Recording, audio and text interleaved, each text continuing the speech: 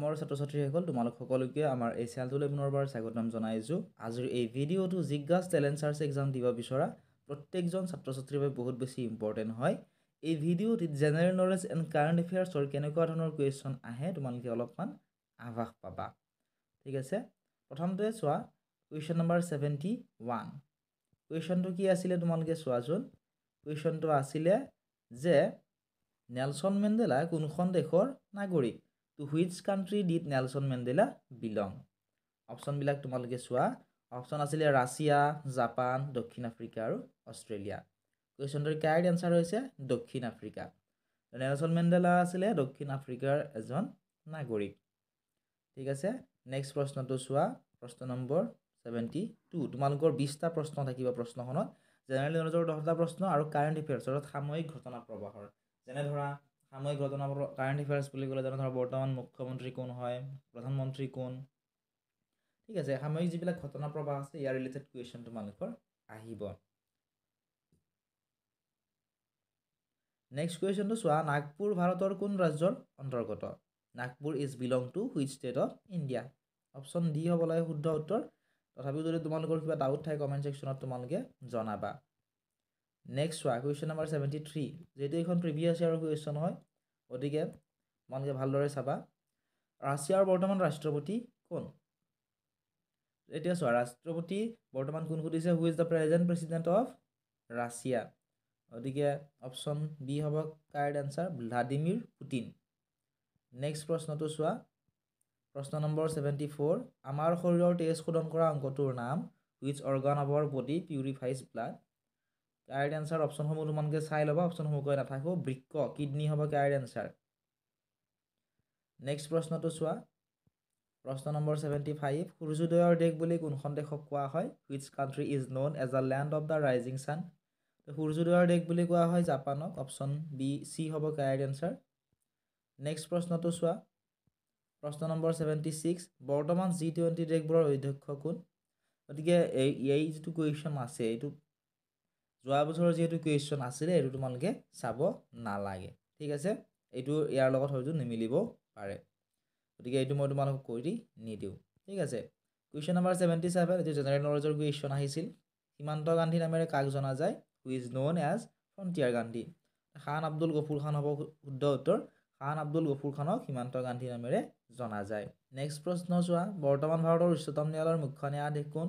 Who is the present chief justice of supreme court of India? Option B হ'ব লাগে শুদ্ধ উত্তৰ। ঠিক আছে, নেক্সট প্ৰশ্নটো চোৱা। কুৱেশ্যন নম্বৰ 79 নম্বৰ প্ৰশ্ন। প্ৰশ্নটো আছিল যে কোনে ভাৰতৰ ৰাষ্ট্ৰপতিক শপত বাক্য পাঠ কৰায়? Who administers the oath of office at the president of India? গতিকে অপশ্যন নম্বৰ চি হ'ব শুদ্ধ উত্তৰ। ভাৰতৰ মুখ্য ন্যায়াধীশে দ্য চিফ জাষ্টিছ অফ ইণ্ডিয়াই কি কৰে? ভাৰতৰ ৰাষ্ট্ৰপতিক শপত বাক্য পাঠ কৰায়। নেক্সট চোৱা কুৱেশ্যনটো। Question number 80। কুৱেশ্যনটো আছিল যে ভিটামিন চিক কোৱা হয়, ভিটামিন চিক কি বুলি কোৱা হয়? প্ৰশ্নটোৰ শুদ্ধ উত্তৰটো হৈছে option number D, ascorbic acid. Vitamin চিক এছকৰ্বিক এচিড বুলি কোৱা হয়। নেক্সট প্ৰশ্ন। বৰ্তমান ভাৰতৰ প্ৰতিৰক্ষা মন্ত্ৰী হৈছে? অপশ্যনবিলাক আছিল the present defence minister of India is option আছিলে অমিত শ্বাহ, ৰাজনাথ সিং, নীতিন গাডকাৰী আৰু ওপৰৰ এটাও নহয়।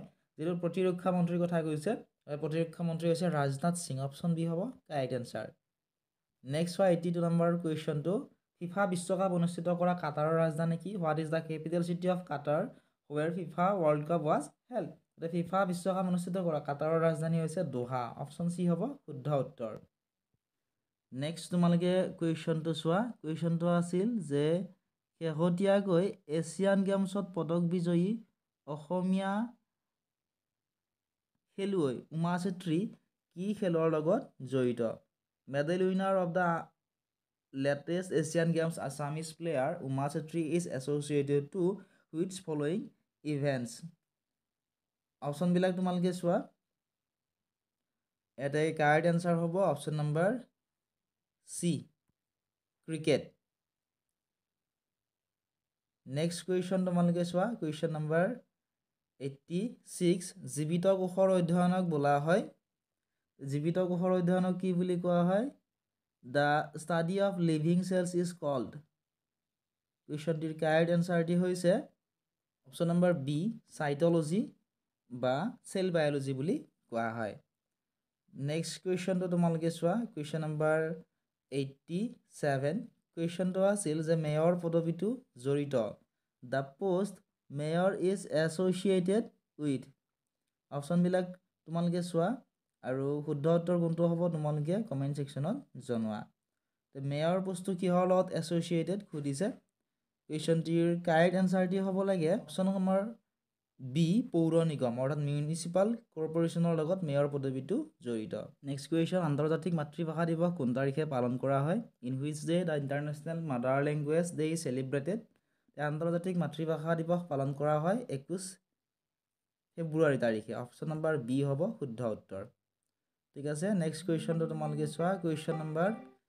89 কুৱেশ্যনটো আছিল বৰ্তমান নীতি আয়োগৰ অধ্যক্ষ কোন who is the present chairman of নীতি আয়োগ বৰ্তমান নীতি আয়োগৰ অধ্যক্ষ হৈছে নৰেন্দ্ৰ মোদী অপশ্যন নম্বৰ এ হ'ব শুদ্ধ উত্তৰ নেক্সট চোৱা শেষৰ কুৱেশ্যনটো WWWৰ সম্পূৰ্ণ ৰূপটো কি WWWৰ সম্পূৰ্ণ ৰূপটো হৈছে world wide web option C হ'ব কাৰেক্ট আনচাৰ এইখিনি আছিল আজিৰ এই ভিডিঅ'টিত নেক্সট ভিডিঅ'টিত ইংৰাজী ব্যাকৰণৰখিনি আলোচনা কৰিবলৈ চেষ্টা কৰিম যদি তোমালোকক কৰি দিব লাগে কমেণ্ট কৰিবা মই চেষ্টা কৰিম তোমাক উত্তৰখিনি কৰি দিবলৈ